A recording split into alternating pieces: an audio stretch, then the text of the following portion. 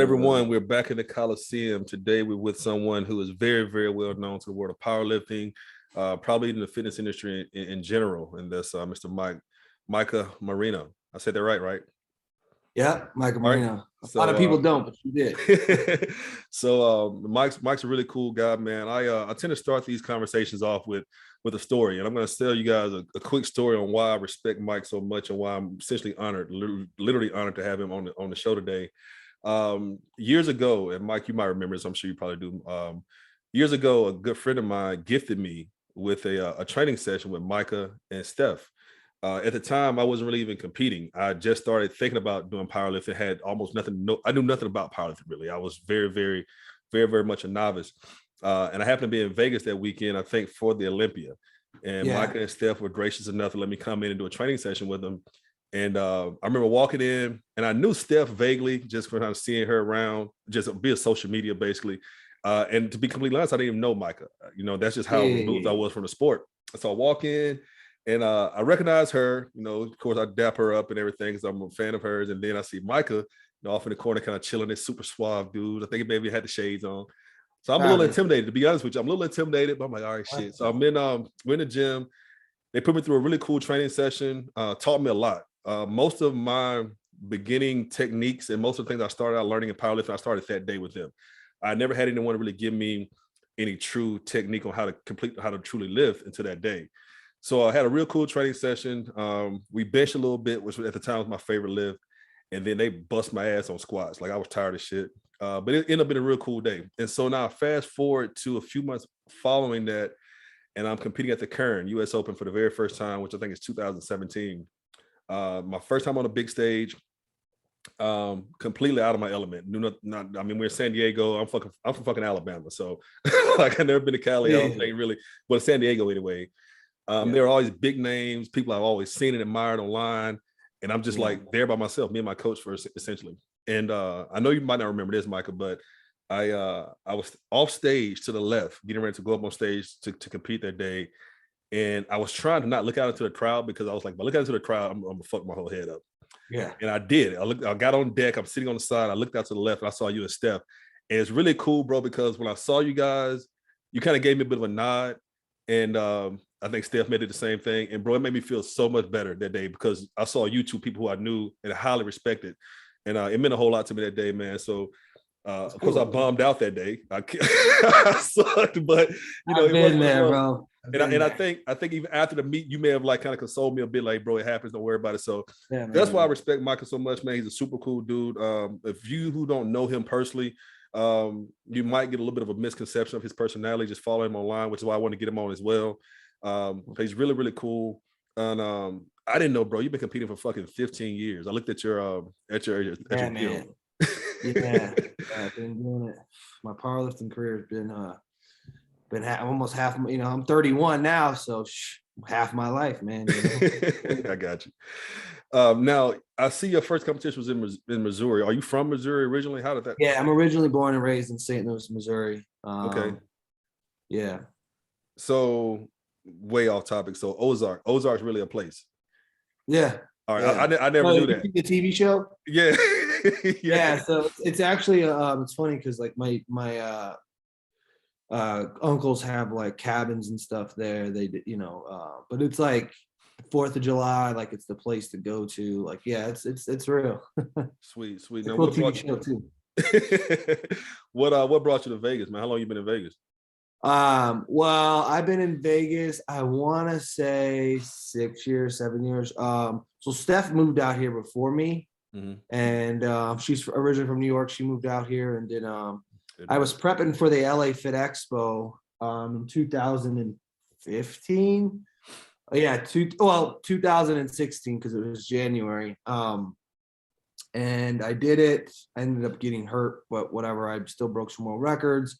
And then I was coming to Vegas from there to kind of hang out with some people. And, I knew that she was obviously here too, but I knew that there was also like close to Cali, the powerlifting scene's a little bit cooler here. So I was like, I was already doing my online coaching, so I pretty much could live anywhere in the country. So I was just like, I didn't even actually tell her I was going to move. I was like talking about it. And then finally I was like, fuck it. I did it. And yeah, so that I've been out here ever since. So Sweet, man. So your first competition, I wrote down a couple of notes, man. Your total on your first comp was 1,118. You had a 363 bench, a 314 squat, and a 440 deadlift. And then now 15 years I later, was a kid. and dude, you competed so many. I didn't even bother counting how many times you competed, dude. You competed Yeah, so I many think times. it's almost 30. I think I'm going on 30. I think my next meet may be the 30th meet I've done. I'm not 100% sure. Could be a That's little crazy. bit lost. And I mentioned that because I know for myself, I got into the game late. We talked off camera before we got on. I told you, I'll be 40 this year in September. I think my first competition, I was like 35, maybe what have you. So my biggest regret myself personally competing was I started so late. And so because I started so late, I only competed a handful of times. So the people who've known me in the sport, I won't say I got lucky. I mean, I put the work in, but I broke the record at the Pioneer one year, and that was kind of put me on the map. But dude, I only competed like fucking 5 times, if that many times in my whole life, That's great. and I always regretted that. So people who like yourself who competed as much as you have for as long as you have, and for me to know what your body goes through, dude, that's utmost respect. I mean, that's crazy.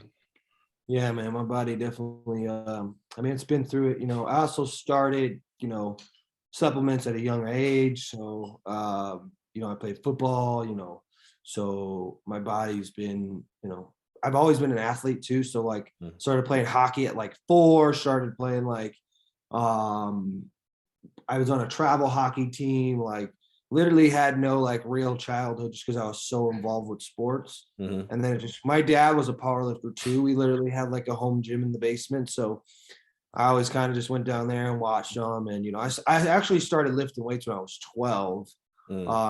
And I couldn't compete at the time. Now they have like younger classes and stuff like that. And at the time you couldn't compete until you became a certain teenager. So, which is why I always waited. But back then it was there was no raw. So the injuries weren't as bad. Like I trained for football and we trained raw, but most of the time I was in single ply. So it's not as bad on, like people think it is because you're lifting more weight, but in reality you have so much more compression. It's not as like, I didn't really start getting injured until I like started doing raw meets. Yeah.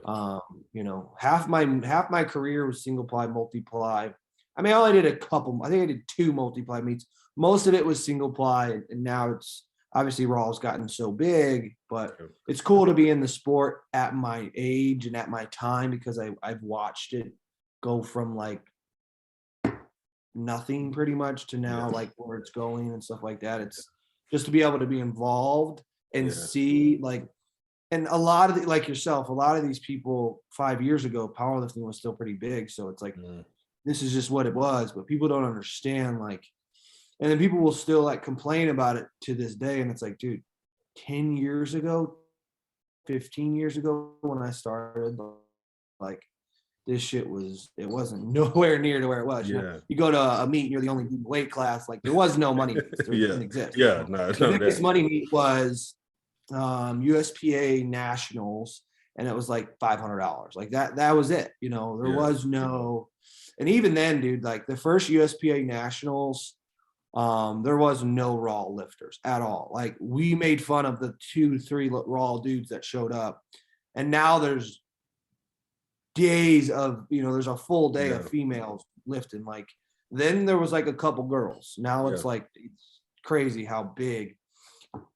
And it's only going to continue to get better. I mean, it's just you now you're starting to get like when I started, meet directors were old dudes that just trying to make some money. They're retired. Now it's like you got guys who are actually irrelevant in the sport and are still hungry, like myself, who are still lifting, breaking records. They're trying to get involved. So we're just going to continue to I'm not sure if you saw like the American Pro, the meet that I'm the meet director. There's a couple people in July. We're literally doing it in it's like an old movie theater, but it's a arena, like Jumbotron. There's literally 4 rooms. Like it's insane, bro. There's the production, like there's elevated seating, VIP tables, bottle service, like it's going to be, and it's a big money meet. It's in Virginia too, so it's on the East Coast, which is like no one's doing anything really on the East Coast. Everything's out here, so there's a lot of talent on the East Coast that just unfortunately can't get out to the Kern or these big meets because it costs money. You know what I mean? So we're gonna see. We're gonna see. It's in July. It literally. I'm pretty much combining the Kern and the Showdown together. But obviously not calling it that. It's a money meet. We're trying to get as much, all the sponsor money is what we're putting out into the payouts. So it's cool just getting all these brands involved. And like the arena fits 900 people. It's huge. You have to see the video. It's stupid. It's like, it's going to I put it this way, like, powerlifting hasn't seen this type of stage yet, like period. Like there's, how you go to a meet and there's a banner in the background. Well, this meet, we're going to have a 30-foot digital screen with, like, when the lifter's walking out, I'd have a big picture of him and then all his stats and, like, yeah, bro, it's going to be, it's in a fucking movie theater. There's a full bar. So like you get to go drink and do whatever. Like, getting food, like we'll see. It's going to be exciting. So it's funny you say that because you're right, dude. Like in just a short while I was in the sport, it did transition a lot. And all of us know people like Ed Cohen and some of the greats. You look at some of their old videos and some of their old photos, and you see just how, for lack of a better term, basic it was back then. We call it that, right? And so it's just like, imagine a lifter of the caliber of Ed Cohen in today's dude, it'd been crazy, bro. Like, but it's kind of cool you guys are trying to do that because I've always said to myself, I always lifted in the USPA. And right when I got injured and kind of came out of everything, the WRPF was just really getting its wheels here in the US. Yeah. And I've watched some of your videos from your competitions, and what you've always done is what I always wondered why meet directors didn't do. What I mean is you bring lighting, you bring a production to the deal. Because you go to most meets and you have a row of fold-out chairs, people sit there, a banner, right? And dude, I'm coming. I'll come. Seriously, I'll come to Virginia for that one, bro. That sounds freaking amazing. I think it'll bring more people into the sport and a lot more excitement too. Yeah, man. So it's just, I always tell people this, like, I don't care where you lift. I don't care what federation you lift in. I don't tell people to pick, like, the whole loyalty for federations is stupid. I believe in, you find meet directors who actually care. You know what I mean? And so many meet directors say that they don't make money and this and that. Like, I'll be firsthand to say that's BS because I see what we're doing. Yeah. And it's just BS. There's meet directors out there that say they don't make any money, but yet they're hosting 20 meets a year. That doesn't make any sense. Yeah, do the basic math, dude. But and they're not putting out anything like production, or those are the guys that aren't posting, or they're complaining about they're not getting any spectators. Well, you got to put in the work, dude. You got to get spectators to show up. You know what I mean? So I think it's very important. I always said this, people are spending a lot of money. Like an entry fee is $100. You know what I mean? Like a plane ticket, a hotel, this, an IV bag, not to mention supplements. So like, if you're coming to like a big meet or just a different meet, like a banner on the background, like, it's just not enough. Like meet directors just need to step it up. And there's a couple out right now that are really, really stepping it up, regardless of federation. And it's only going to get, I think, with us hosting the American Pro, it's going to put pressure on a lot of other meet directors to step it up. I mean, this venue is like $30,000 per day just to rent out. Like, but luckily we have the guy who actually has this production team.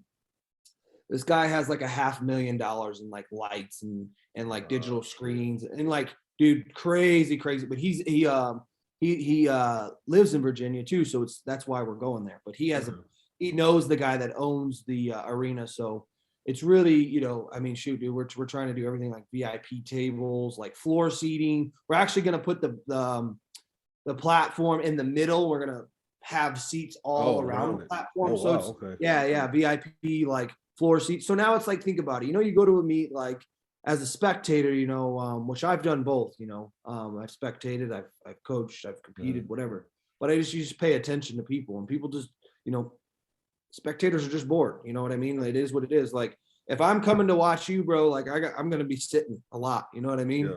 You know, the idea is to be able to put, you know, when you're at you got them little white chairs and everybody's elbow to elbow. Well, we're going to have like a table of 8 that you and 7 of your friends can pre-order and buy. And now you're sitting with all your homies and you get some food and you get some drinks. And now it's like a MMA, dude. That's what I've always said it. Like the production of MMA and WWE is like what powerlifting should be. But a lot of people are just, you know, there's so many meet directors that are so stuck in their old school life and the way it was. And, you know, it's a shame, but it's almost like listening to the old heads, the old NBA players talk about the new guys, like, oh, you couldn't have survived in my era because you guys are too. Dude, who gives a fuck? Like, it's having a good time, and it's funny because a lot of guys who I won't say a lot, several guys who I know who are meet directors, they competed at one point, just like yourself and like myself. Yeah. So I'm gonna ask you. So if you're coming to a meet, how much more does it change your approach to the meet when you walk in and see a fucking badass production and like versus just walking in like some generic shit? I know, like for myself, if I walk in and see like great music, lighting, and all that, dude, I'm prone to like, I don't know. I don't know what I might do that day. And I tell people all the time, powerlifting is almost like NASCAR. People don't go to NASCAR races to watch a race. They go hoping for a crash. Now, we're not saying we want to get injured, but what I mean is you want to see some unexpected shit. You want to see like some damn Bale-ish type shit. And when you have that type of production, I think you're going to bring those caliber lifters in who are going to give you that energy. Myself personally. So I guess ultimately my question is for you, when you competed on platforms that were kind of blah versus the ones that were like badass, like how much different does it make for you as a lifter? I mean, for me, dude, like honestly, for me to have 3 people in a room or 8 people in a room, it makes that much of a difference. Like, and that just being hyped. Like powerlifting is based off of adrenaline. It's based off of hype, obviously form. But what I'm just saying, like the more is always going to be better. Like, for example, we just hosted the first ever WRPF nationals. And I had some older, I don't really want to say older, but probably, you know, early 50s females come up to me after the meet and they were like, hey, I'm going to be honest with you. And I'm like, all right, cool. You know, love for the feedback. They're like, when we walked in and seen the lights and this, we thought it was going to be distracting, but being under the bar, having the because I get a DJ, I have the lights going. I even turn my lights in my gym go completely off. The only lights that are on the platform. And they, you know, they're like, but afterwards, you know, it really, I brought out a whole nother, you know, animal in me, you know, so thank you to this. So I think for me, like, the Kern, a lot of people bash the Kern that just passed, but honestly, I think it was the best Kern. And people think of bigger convention centers. They think that means better. You're wrong, because if you think about it, if I have 10,000 square feet and I put 100 people in there, it's going to seem like 20 people. But if I have 2,000 square feet and put 100 people in there, it's going to feel like 1,000. Me personally, I like to be crammed. I like when I'm getting under the bar and I look up and like, as a spectator, I kind of get it that it's a little crammed, but as an athlete and a lifter, like, dude, when you see you stand up and there's people everywhere like for me, everything matters as a meet director. Like I don't put chairs this way. I wrap them around the platform, not the backside, but just this way. So when you're looking that way and you're looking this way, you're walking onto the platform, like there's eyes. So it's just like, it just brings out that, animal. You never know what you can do until like the energy. I feel like every meet we've hosted so far, like for some reason, the energy is it's just, I mean, when you walk in, you got lights. I even put lights around the platform, like the platform on the ground, around the wall, like fog when you're walking out, fog, like it's a real production. And people just notice that and they just get excited. They don't even know that they're excited. It just happens. And to be, as far as it being a distraction, maybe for a new lifter, maybe a first-time lifter, I can see how that might, you know, it may be a little bit intimidating. Yeah, but when you're a seasoned lifter, like I know myself personally, when I get under the bar, bro, like as soon as I feel the gnarlings on the bar, the room damn near goes mute for me. Well, yeah. You know, so you know, I don't give a fuck if you have a spotlight in my face. I'm not gonna see it, you know.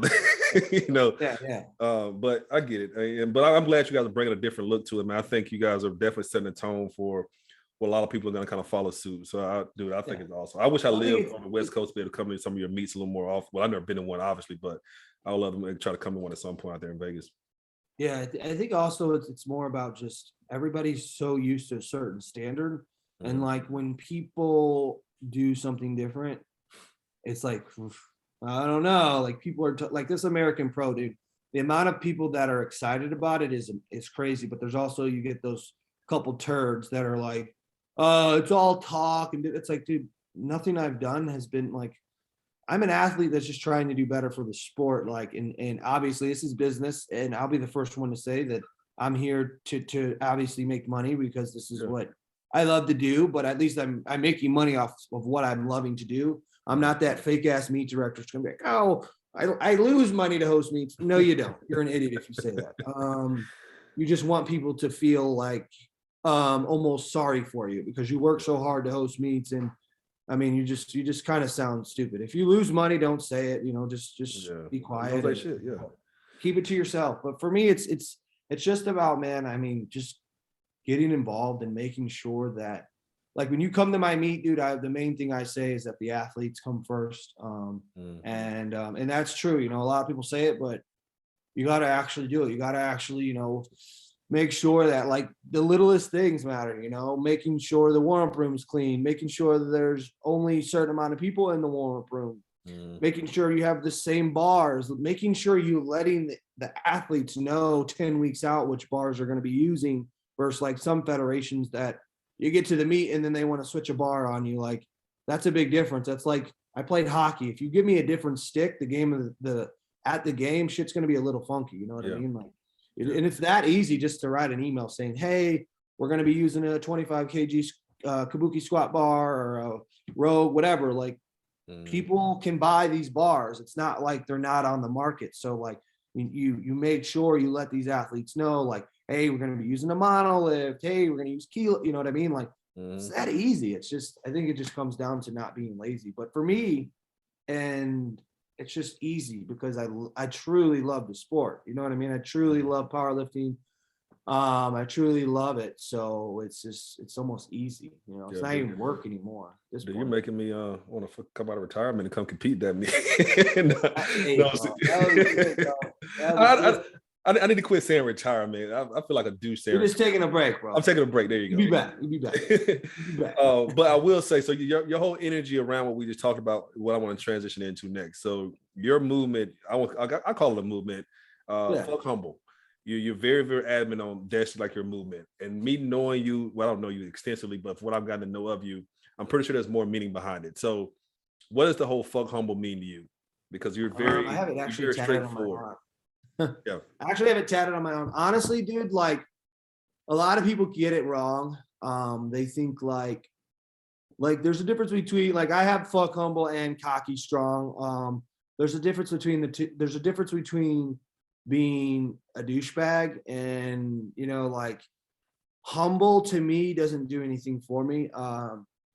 To me, I have to know, like when I, you know, get under the bar or whatever I do, any sport, that I have to pretty much like lie to myself and tell myself that I'm better than you.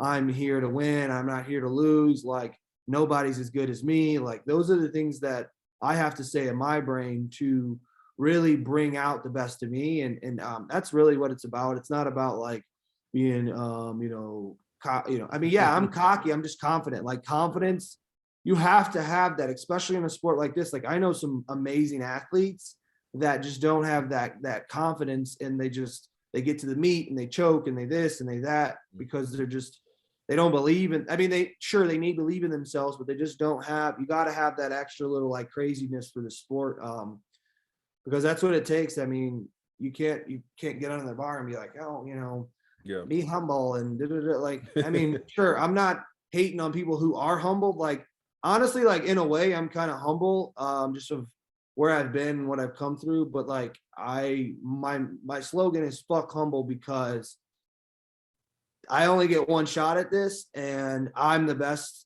even if I lose, I'm still better than you. That's my mentality. I have to say that because that's what's going to keep me driving and keep me doing better and trying to do better. You know, even if I lose, I'm still better than you. You know what I mean? That's what I have to say to myself. Like, obviously I lost, so I'm not better than you, but that's just like what I do and what I keep saying and keep pushing.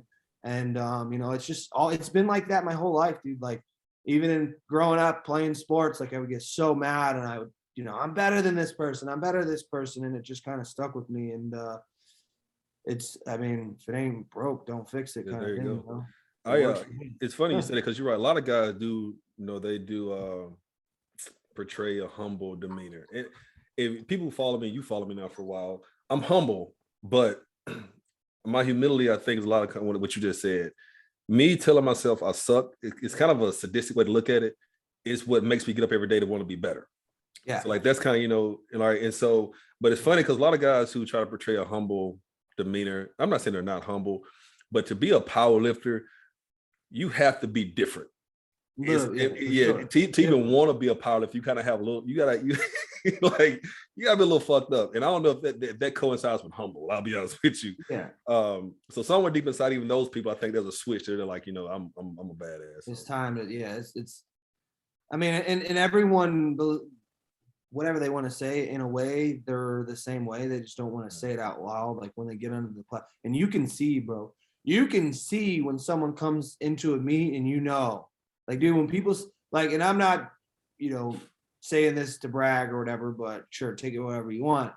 But people will, when they see me like walk into a meet or whatever, I'll have some like braids or I'll, you know, I'm sticking out for a reason, you know, and I love the attention. I'm not going to lie, but that little bit of attention might make someone, you know, scream at me a little bit more or whatever. And that's what I need to do better, dude. Like, you know, like me and Steph are the exact opposite. She likes to train alone. You know what I mean? Yeah. I need everybody and their mama at the gym for me to have a good day. Like it throws me off. Like yesterday, dude, everybody was sick.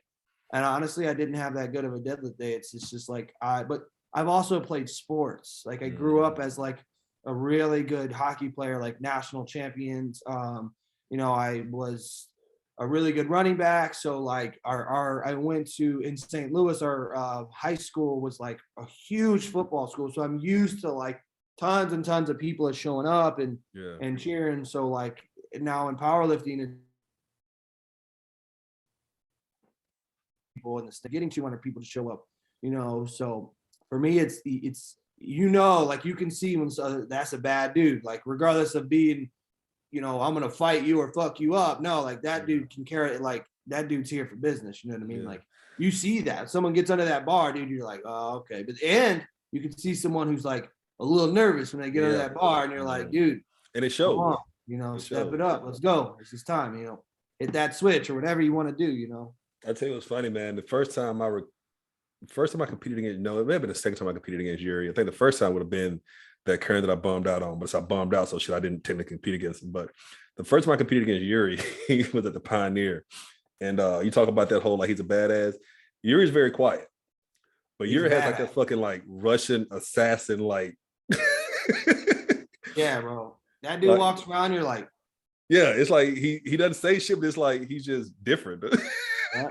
Yeah, he's like.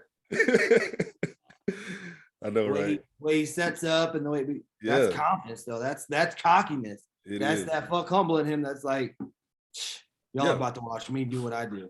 Exactly, man. So you touched on this. You're under my bar. I'll let you know what I mean? And for the longest, everyone pretty much has been like under his bar, literally. So you mentioned the braids and like your look. So I'm gonna ask this question, and I think a lot of people know you for years because of this. I know there's a deeper meaning behind it. So the sunglasses. So people always say, you know, Micah in his shades, Micah in his shades. So where did that come from? Like, how did that come to be? You know, what was the deal? Honestly, bro, like, I think I just did it in a video and just to be goofy, and then it kind of like just stuck, and people started talking shit about it online. So I'm like, all right, whatever. I'll bench 500 with shades on, whatever. Say what you want. I'm still stronger than you. You know, and I think honestly it became like, I don't do it anymore.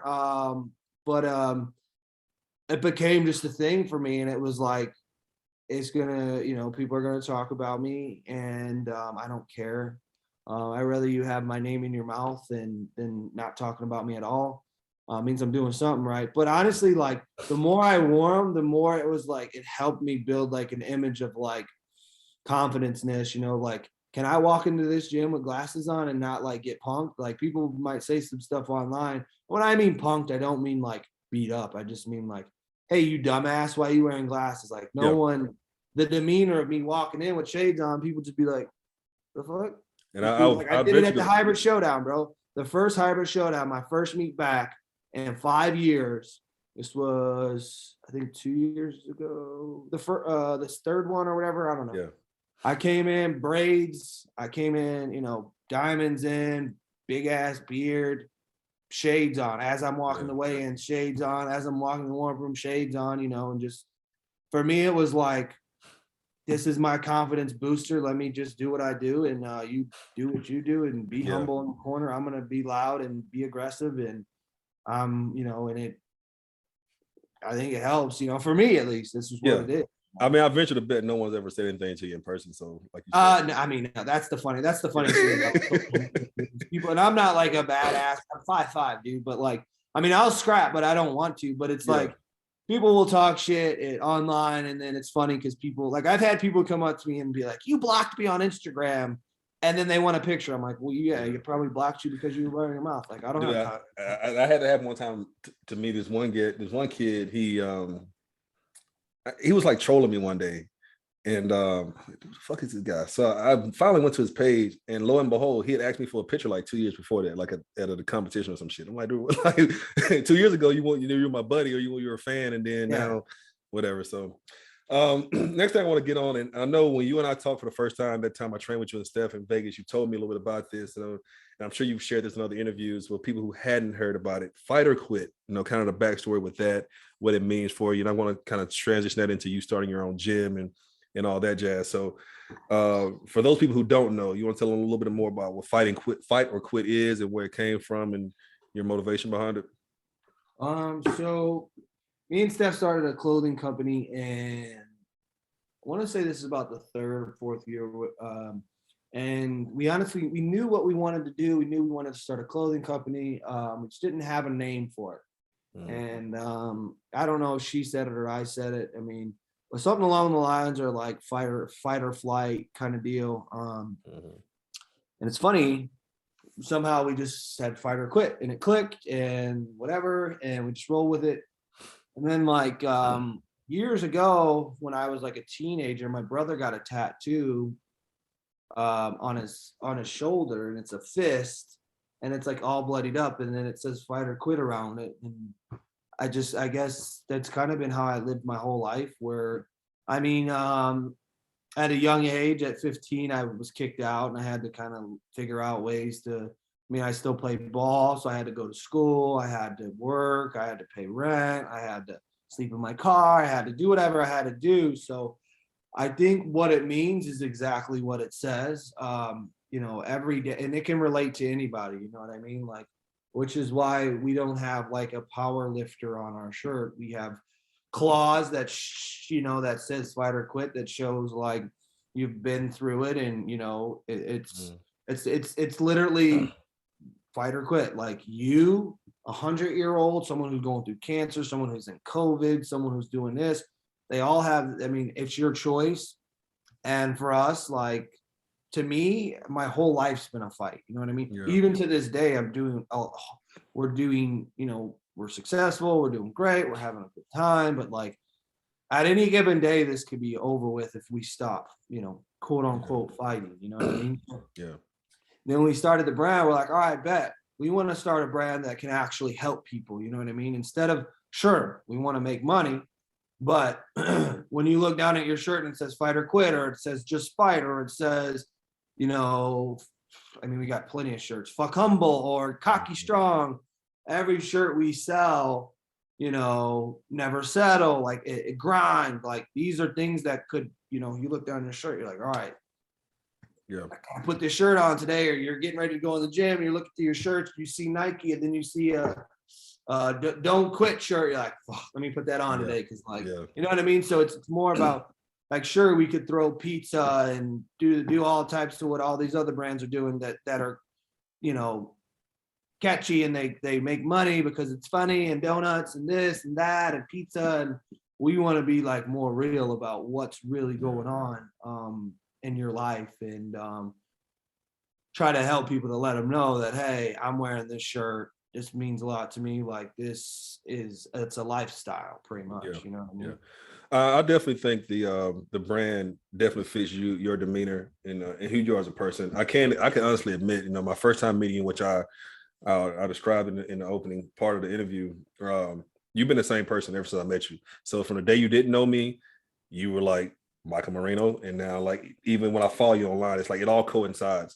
And I do think Fight or Quit definitely aligns with who you are and kind of how you are. And for anyone who doesn't know about Fight or Quit, I'm going to put their site in the caption on this video, so you can definitely check them out. They got tons of different stuff: female, male clothing, leggings, sports bras, sweats, hoodies, you name it, they have it, bro. They're freaking amazing clothing line. He's mentioned Steph a couple of times, so I want to make sure I kind of touch on her. I think she's a pinnacle part of your life. You make no bones about it. You're very, very what's the word, open with how much you care about her, how much she means to you, how much she's been there for you. So the two of you having such different personalities, dude, how do you guys make that work? Honestly, it works so much better, dude. It is, okay. If you were the same person, it would be bad. Like if there was another one of me running around here, like now we're competing, and you know what I mean? Yeah. But it's cool. Like we'll go into a room, and I'm gonna be the one yelling and screaming and you know, and Steph's gonna be quiet, but she's strong, so it's cool, and she doesn't have to say much. But I mean, if you talk to her, she'll talk to you too. I think a lot of people think that she might come off as like snobby, but it's just she's shy, and she, you know, she's been powerlifting too for 10 years plus, maybe competing for 10 years. So I think she has done, you've done 30 meets, Steph? 20. She's done 20 meets. So it's like, you know, people know her, and it's funny. Like some people will be like, oh my God, I didn't even know you talked, you know, and, but once you get to talking to her, you know, she'll get going. But I tell you, the cool thing about Steph, man, is she has a very humble demeanor. Like she looks very quiet, you know, whatever. Yeah. What I do like about her is whenever I have spoke to her in person, she'll talk her shit though, but it's a very it's a very humble kind of a way. But like she'll talk her talk. She's confident. It's well deserved. She's like a quiet confident, you know. Yeah, it's well deserved. I mean, she, you know, people talk about a lot of females in the sport, but dude, Steph, dude, she's. When I was introduced to you guys that week I was in Vegas, the friend who brought me over, they were just talking about how badass Steph was. And to be honest with you, I'd only saw like her page, like her stuff come across my page every so often, like my Explore page.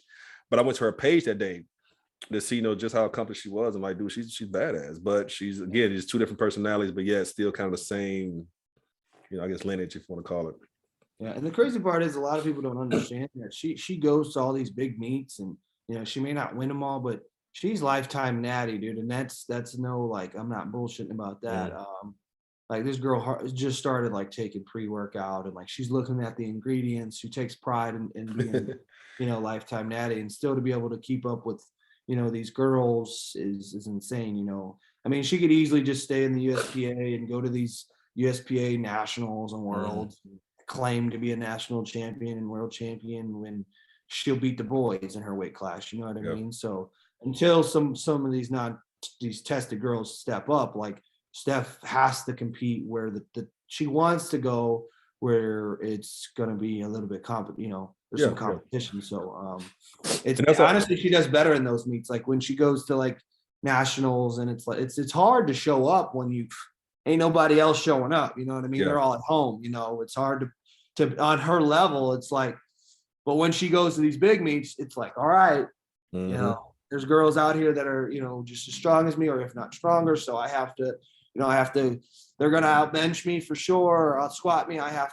to get a decent enough squat and bench. And, you know, obviously she's known for her deadlift. So she's been doing it for the last 10 years. You know, she's done some drug tested meets. But, you know, for the most of her career, like, and she's, you know, people are always like, oh, well, she's really natty. Why doesn't she do USAPL? Well, that's a whole different sport. She doesn't like, those bars and like, Yeah. she doesn't like 2-hour weigh-in, so shut the fuck up. Yeah. And I was going to touch on that too. The whole her being lifetime natty. That was going to be my next point in terms of how good of a lifter she is. So people, she's on the platform with women in these WRPF meets, USPA meets, who obviously aren't natty, and she's holding her own, if not sometimes outperform them. So I have my utmost respect for her on that one. So I was going to touch on this, man. I remember when you did it. I guess it's been a couple of years ago now. The proposal. You guys got this. So I was going to ask you. So I think you're pretty creative. So I remember when you did everything. So how did you come up with the concept? How did you know you were going to do it the way you did it?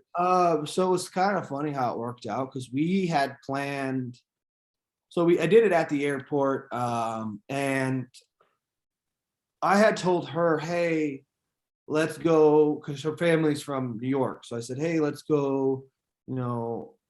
I can't remember how we figured it out, but we were going to go to New York to surprise her family. They didn't know we were coming. In reality, they knew we were coming, and they were going to be there at the airport surprising her. It's actually funny how it happened. This just shows how, like, Steph's very, I don't know what's the right word, like shy and like gets uncomfortable very easy. So so planning this was like, all right, well, I don't want to make her too uncomfortable, but I want it to be special, but fuck it, let's do it anyways. So and I'm tripping the whole time, like on the airplane. I have this ring in my pocket. I'm like, I got to go to security. I don't want her to see it. Like, anyways, I had scheduled for her nieces and nephew to hold up signs that said, Steph, will you marry me? So right as we get out the airport, we're coming out of security. We turn the corner. She's in front of me. She turns the corner and sees these signs or something. And it says, I don't really call her by her first name. I call her Nicole because that's her middle name. And it says, Steph, will you marry me? But I guess she didn't really recognize. It was just like she looked at it real quick and was like, oh, that's cool. And then as she's doing that, I'm like on one knee already. And she just kept walking. So I'm like, fuck. So I had to like get up and like kind of run over to her. And then she was like, wait. She's like, it's like all over here. She's like, wait. And she like turned around, and then her sister says surprise. And then she's like, wait. Oh my God. Then she looks at me, and I'm on one knee, and then I just choke up because I'm like, dude, I've been down here for 2 minutes. And she goes, wait a minute, is this real? Is this real life? And then she looks in and sees the ring. She goes, oh, it has to be. And then I just look at her and I'm like, well, she goes, well, what? Like, oh, what? And then I asked her, and I was like, Jesus, boy. Like, and it was funny because like, I was like, I had jeans on, I had like a little nice jacket. And she was like, usually when we travel, man, we're in like sweats, and you know how it is. Comfortable, that's how she was, but I wasn't going to tell her to dress up. So, but yeah, it was cool. It was a cool time. I was very nervous, and I knew she wasn't going to say no. But just trying to make it perfect. And, seeing her nieces in that. What are you looking at? Seeing her nieces in that. It was cool, but yeah, she just kind of like, what? Oh shit, is this real? And I'm like, dude, yeah. And I was like, well, she's like, well, what? I was like, it was dope, man. I felt I was happy for you guys both. Just in the short little bit of interaction I've had with you guys, you two come off so genuine, and it's apparent how much you guys care about each other. So when I saw it, I was like, yeah, it's like my brother over there getting it on. So man, I was happy for you. Starting your gym, man. So you guys have a gym in Vegas, and also, if for anyone watching, if you're in Vegas and want to visit a freaking amazing gym, you see how cool Micah is. I'm going to put the address of the gym and everything in the caption as well, so you guys can check them out. So starting your gym, man, what was it like? What made you just say, you know what, I want to take this leap of faith and just try it? So honestly, that was like Steph's overall like lifetime goals to open her gym, her dream. And mine was just to run a brand. I wanted to be boss. I wanted to be, I always loved clothing, not like fashion clothing, but just like athletic clothing. And we actually started our clothing company in our garage. Like, we actually do the screen printing and everything. We don't like buy them in bulk. We actually print our stuff and make our stuff. So we've been doing that in our garage, and it just got to the point where we're like, fuck, dude, we're doing a lot better. Kind of want our garage back. So let's get a warehouse. And I'm like, well, I don't really want to pay for a warehouse because we have a free garage, you know? So I'm like, you know, and they're like, you know what, let's just get a small little space that has enough space to do, you know, screen printing, and then the back can be a little gym, and we have a bunch of clients and friends and members, so we'll be able to, you know, as long as the rent's free, that's kind of all I want. I don't have to have a million members. So we got this little 1900 square foot building that had like a garage in the back, like one of those warehouse thingies, and then the front was like where our screen printing. So we did that. It was very stressful because we did it like right as COVID hit. So that kind of sucked, but like getting equipment was really hard. And we were there for, I want to say, I don't know, 3-5 months maybe. And then we just kind of realized like, oh shit, we need a bigger spot. So we kind of got lucky, literally in the same suite or same plaza or whatever industrial building, then like it's like this, and then there's places all around it. So where we're in the back, which was hard to find kind of anyways. So there was on the main street, like where the main road is, there was this place that went out of business, whatever, some things happened. So my landlord hit me up because I was asking him about, like, you know, you have any, we want to expand, da, da, da. So he called me and he said, hey, so-and-so went out of business, da, da, da. Can you take over? And I wanted to get like something around like 3,000 square feet.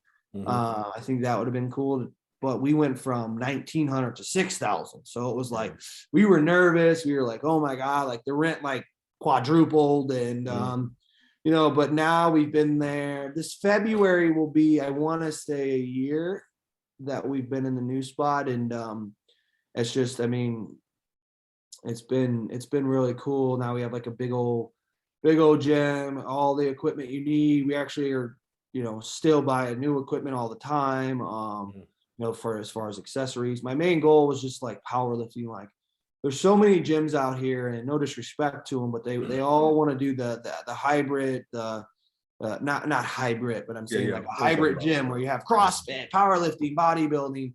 And ever since I moved to Vegas, I've yet to find, like, I'm from Missouri and I trained in the gym that was it was called Power Body, dude. It was like an old school powerlifting gym, dirty as fuck, raggedy fucking ass gym. But we went at it, and everyone that walked through the door was a powerlifter. So like everyone understood. And you know how it is, bro. You've bodybuilded before. So like bodybuilding and powerlifting, it just night and day difference. It's a little fun. We would, you know, like we training at the gym. And like it was mainly the Lift Factory, the one you came in. It's awesome gym, it has everything you need, but like that's back here deadlifting 500 pounds, and like dudes just don't understand. Like I want the vibe to be, they see somebody and everybody's. So we don't allow any other sport. It's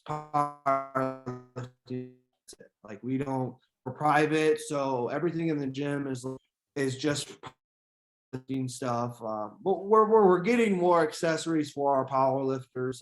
People don't understand how expensive a fucking leg press is, or, you know, like gym, it's not easy to just open a gym, you know. So we've been doing that and everything's been going good, but our vibes, our energy, dude, it's literally like almost being at a powerlifting meet like every Monday and Thursday night at our gym, because everyone's, you know, in prep or whatever, or, you know, they all know what it feels like to be a power lifter. So we have people that work in, like, you don't see people sitting waiting for a rack to open. Like literally, if I see that, I'm like, what are you doing?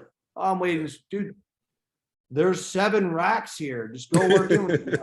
Oh, okay. You know, like everyone knows, like on a Monday night when we're squatting, dude, I'll be at 4 reds already, and people will walk in and I'm like, you ready? Oh, okay, cool. We'll strip it all the way down. And, you know, as long as we get a rotation, and it's good because it trains you for how it's going to be at the meet. You know what I mean? Like a lot of coaches and a lot of people talk about fast rest time. You got to burn through your sets, which I think that's a little silly, because at a meet, it's not going to be like that. It's fucking slow. You know what I mean? Like, especially at a big meet where you got 17 dudes, you know, half of them are over 800. So like, I'm not going to do an attempt for a minimum of 20 minutes. Yeah. So like me and Steph train for like 4 hours because we'll do it like that because that's how it's going to be at the meet. You know what I mean? Like we don't want to get cold when we're at the meet. So we almost train to get cold. Now, granted, we don't wait 20 minutes. I sometimes do because I have 10 people squatting with me, which I'm totally fine with. I am fortunate enough to have that much time because I own the gym. So, but that's how we train, and it's really cool to just like for example, whether I'm deadlifting or whether somebody else is deadlifting 500 pounds, 300 pounds, if it's max effort, dude, I let them turn on we have our own radio so they get to put whatever song they want on, turn it up. I literally wrap my gym and we wrap the gym in those like LED lights that people put in their house. So the top of the gym's like that. So we'll turn off some of the pretty much like how our meets go. We're like that's how it's almost like a nightclub in the gym, and everyone's just cool and having fun, and it's really cool to see. Dope, and I've yet to been in a gym in Vegas that has like that family ass, like everyone's cool, knows each other. We all talk shit, we laugh, we fight, we whatever, you know. So, I was gonna say your team, dude, the team of people you have looks like they're cool as shit. Everyone man, it's been cool. It's been cool, and we're just continuing to grow, and we're very selective of who we allow in the gym. And we'll let day passes, but like if you don't vibe with who's going on, like we're not membership driven. Like Steph and I don't make money off the members. You know what I mean? Like the members just to pay the rent. You know what I'm saying? We're doing it on hosted meets and the clothing. So like we don't need 500 members. We don't fucking want 500 members because that's 500 children you got to clean up after.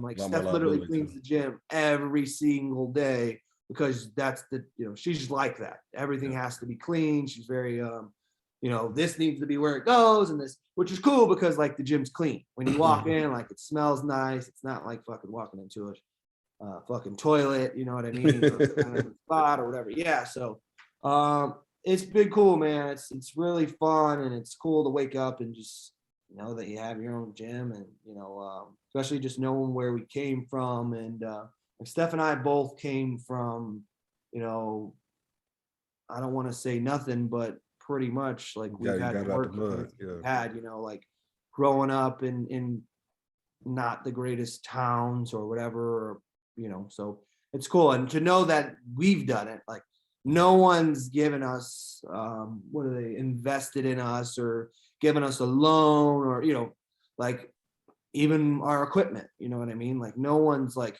here's 75 grand and pay me, you know what I mean? Like some of these gyms have, we don't. We have us. And I like it that way because it just like when we're sitting there and from where, I mean, dude, it's only been, has it even been 2 years of us actually owning a gym, Steph? I feel like in it's April. So it's like, I mean, dude, gyms are going out of business left and right, and we're in a pandemic and here we are like growing and growing and growing, and it's just us. So it's very rewarding and it's a cool feeling. That part's humbling. The rest, fuck that. I will say, coming to Vegas, man, I've been there several times, and you're right. There are no powerlifting gyms in Vegas. Every gym in Vegas is geared more towards, like I said, bodybuilding or, like I said, the hybrid type deal. So that's dope. Next time I'm out there, I'm definitely coming by, man. If I can get a day pass. I'm joking, big. I'm joking.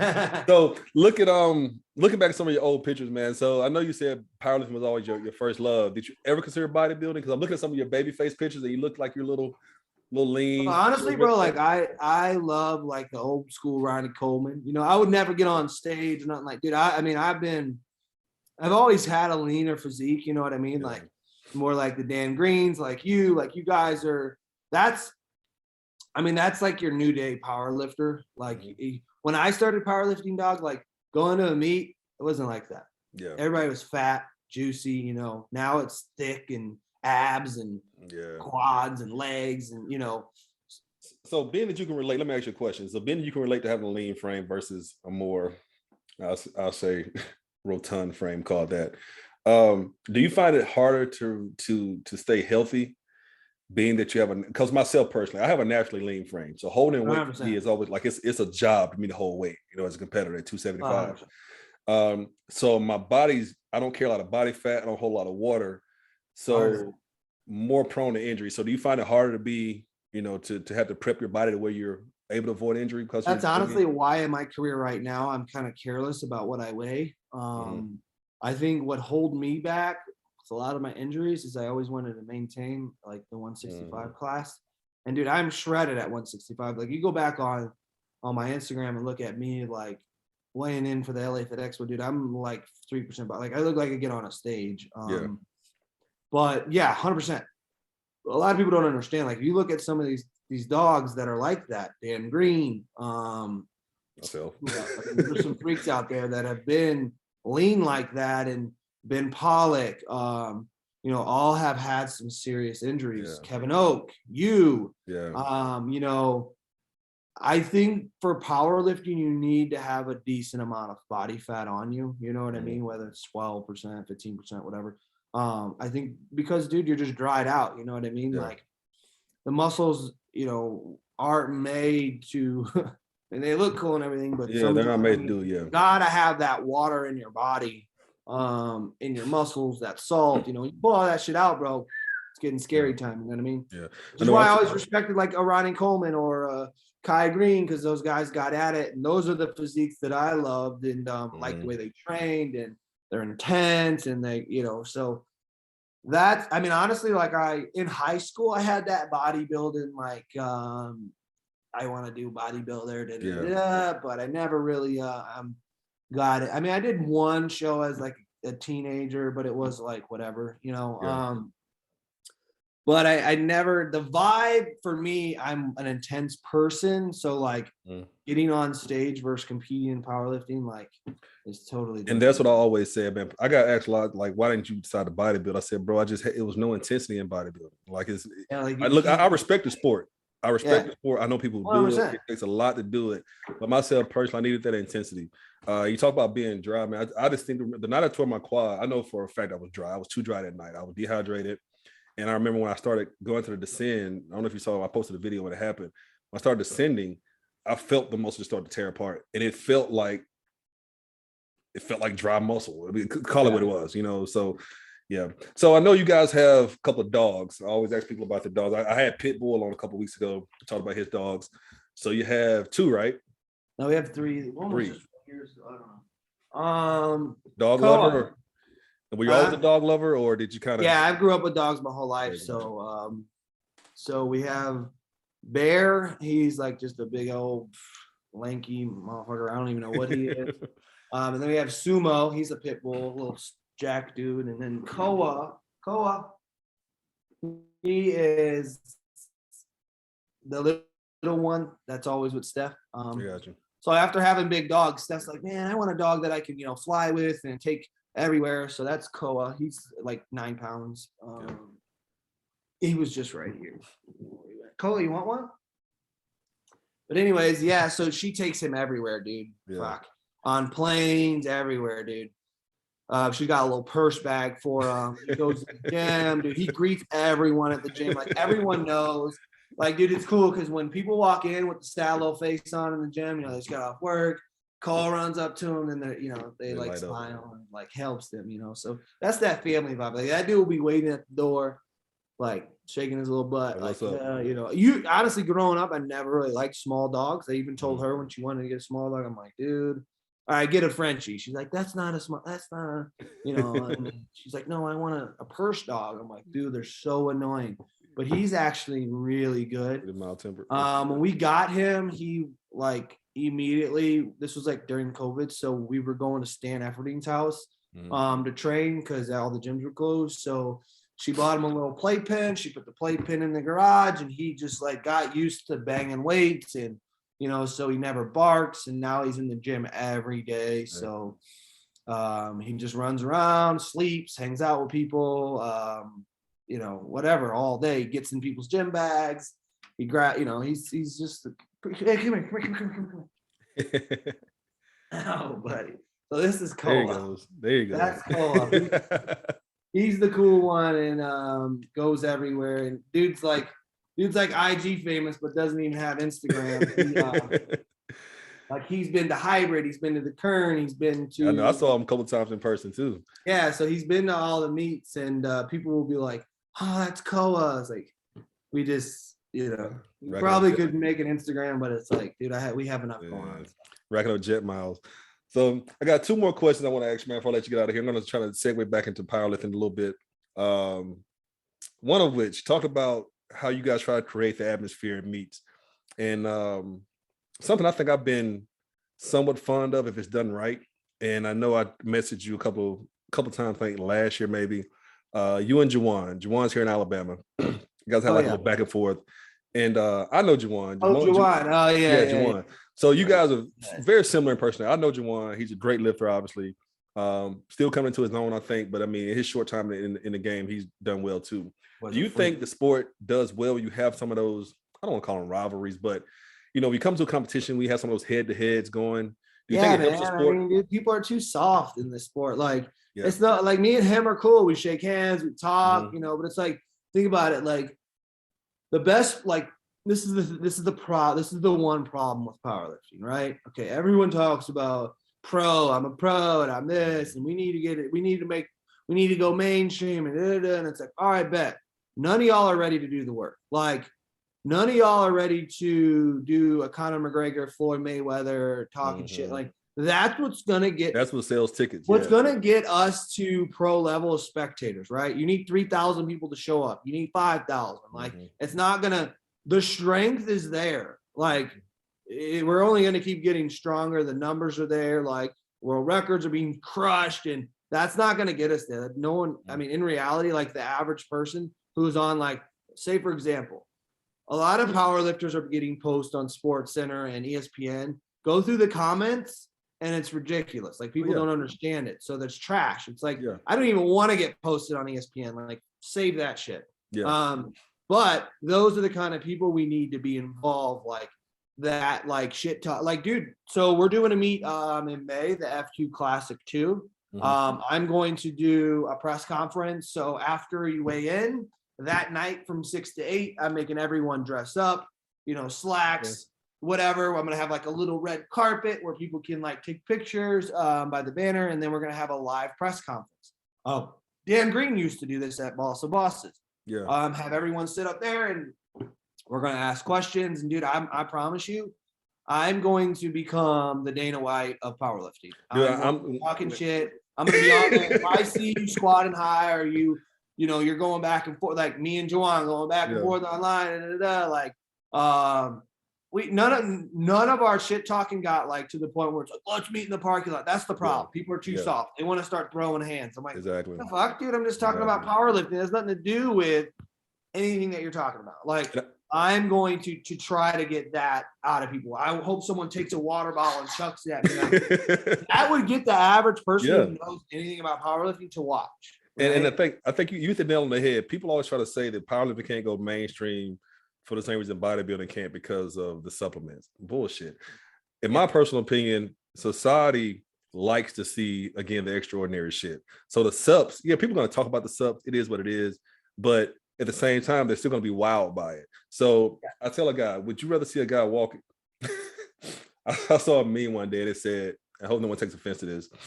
It said, going to a natural bodybuilding competition is like going to a wet t-shirt contest and everybody has an A cup. Yeah. Like, like no one really wants to see that. Swimmers. Yeah, there you go, right? And so when you think about bodybuilding, powerlifting, it's not the subs. You're right. It's not enough I don't want to say theatrics. It's not enough entertainment, is what you're saying. And I think you're right. I think most people who don't want to do what you and Jawan did is because they're afraid to lose, or whatever it boils down to. Yeah, after I lost, I literally put him on my story and I was like, look, this motherfucker beat me in sleeves. Like, I shook his hand. I'm like, you know what I mean? Like, it is what it is, And that's the problem too.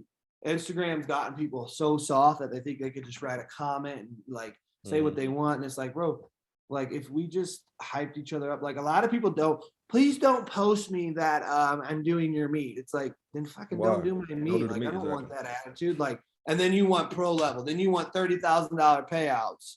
Yeah. Just because you're strong is not enough. Like, I'm sorry. I mean, look at what John Hack's doing. That's going to get spectators, but that's not going to get like the entertainment part. Like, right? Like, dude, for our meets, when we do, I like when we're like taking the monolift off, I'm like, I get on the mic, I'm like going crazy. I'm like, give me like all the kids, give me 4 kids. I have them run up to the stage, and then I'm having throwing out t-shirts in the crowd, like shit like that, you know, like for the American Pro, dude, we're trying to get we're gonna try to have like a in between sessions or whatever. We're trying to have like a comedian come out and start talking some shit about powerlifters. Like, how funny would that be? You're in a room full of powerlifters and you got some dude, comedian, dogging powerlifters like that. That'd be funny, you know, getting the entertainment part of like, oh, powerlifting's long, right? It's a long ass time. I'm sitting here all day. And people keep talking about, well, we got to shrink the meats, make them shorter. Not necessarily true. You just got to make them funner for spectators. Yeah, exactly. Mix alcohol, mix food, you know, walking around, throwing out t-shirts, you know, doing it like you'd be at a hockey game. Right? Everything you're saying is what I've always wondered why people didn't do it. And I always assumed that maybe there were some rules to why they didn't do them, you know. No, I think honestly, it's just laziness. Like people want to make 10 grand off of a powerlifting meet for being a meet director, but they don't want to put in that extra work to make the meet worth it. Right. And that's like for me, and I don't care if this offends anyone. Like if you're a USPA meet director, you're not selling your meets. USPA is. For me, I'm in the WRPF. We have 2,000 members. I'm selling our meets. We're selling our meets because people want to be here, not just because it's the USPA. Like anyone could be a USPA meet director, right? Because they have 25,000 members.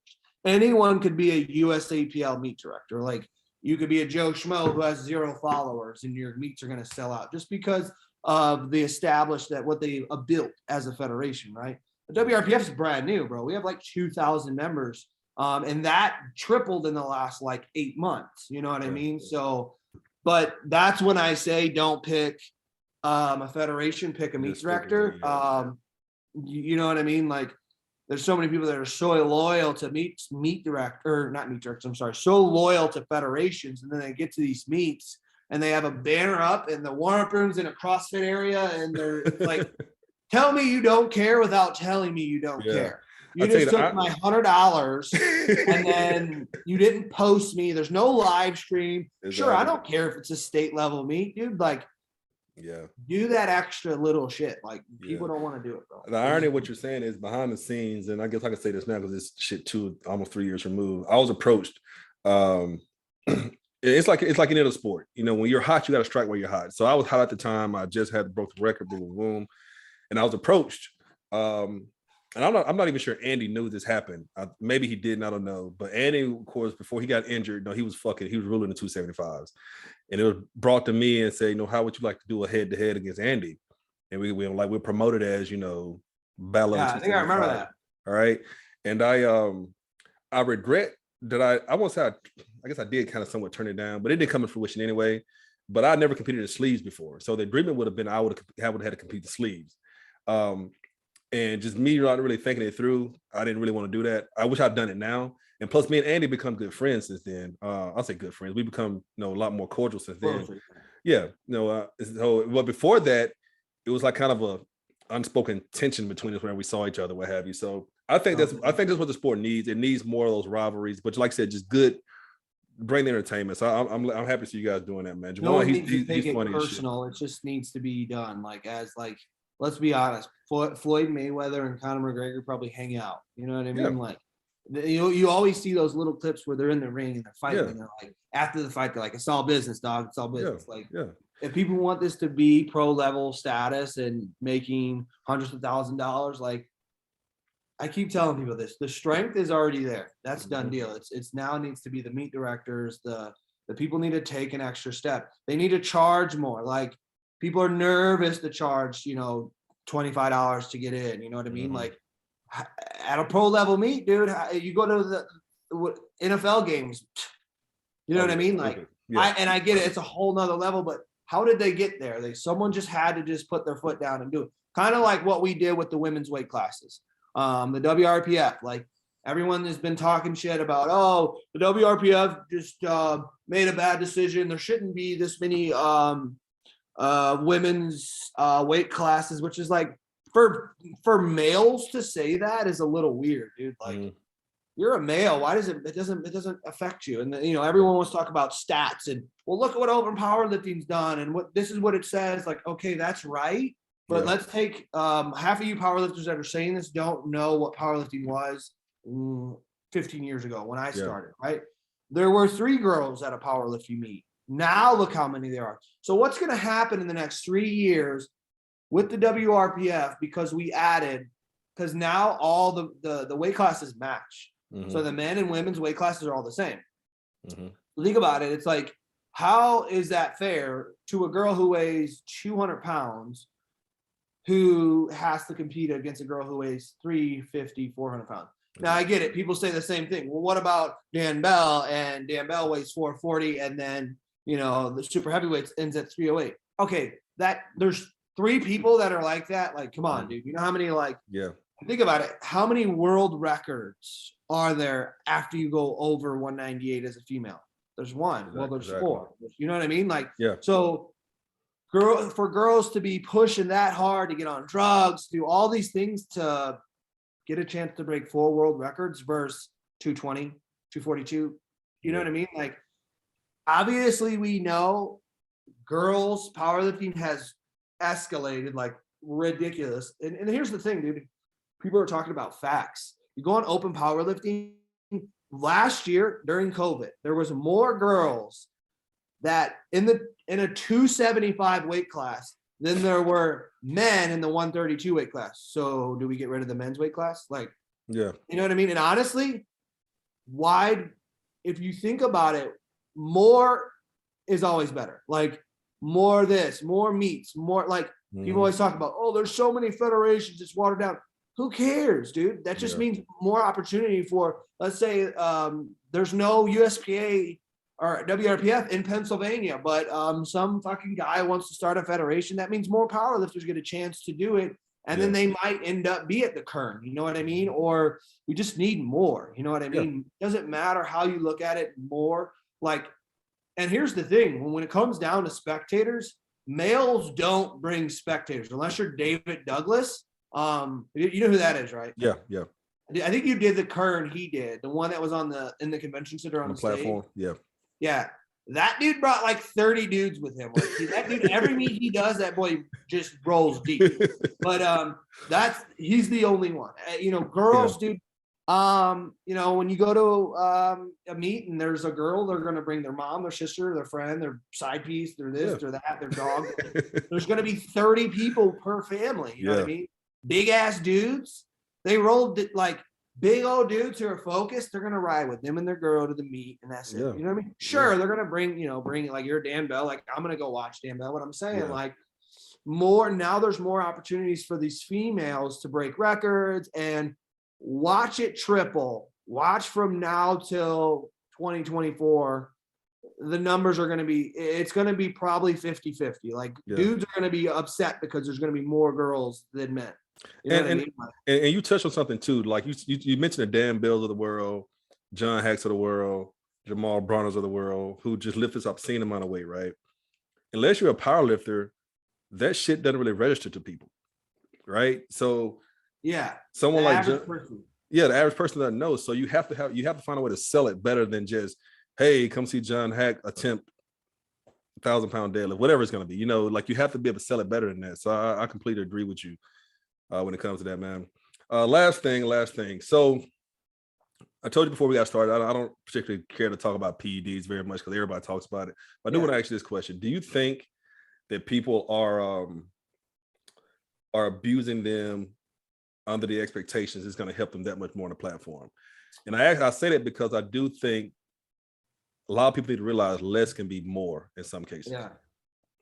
I mean, honestly, I'll be honest. I started taking steroids when I was 15. I was getting them from my football coach. Like, that's how big our football program was. Is like, they didn't care. But yeah, no, I always thought more was better, right? I just said it, more is better. But when it comes to drugs, it's you know, when you actually, you know, and that's the problem, dude, is a lot of these like local lifters, like for example, dude, if you do a Q&A, right? And you're a popular lifter and you're talking about PEDs and you're not a doctor, I'm not really a fan of that, because a lot of these big time lifters don't understand how much they're getting looked up to by these people who are 18, 19, 20 years old, who have no idea. So they want to be a Jamal. They want to be a John Hack. So I was that kid, dude. I wanted to be an Ed Cohn, you know.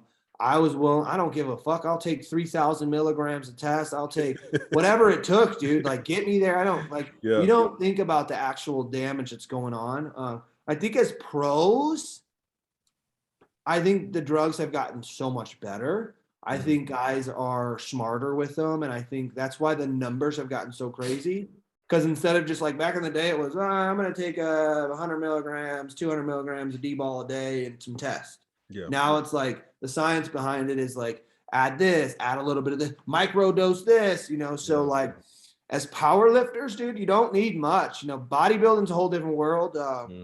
Obviously more, you know, but still the body can only break down so much. And that's why a lot of these big meets, you see a lot of people.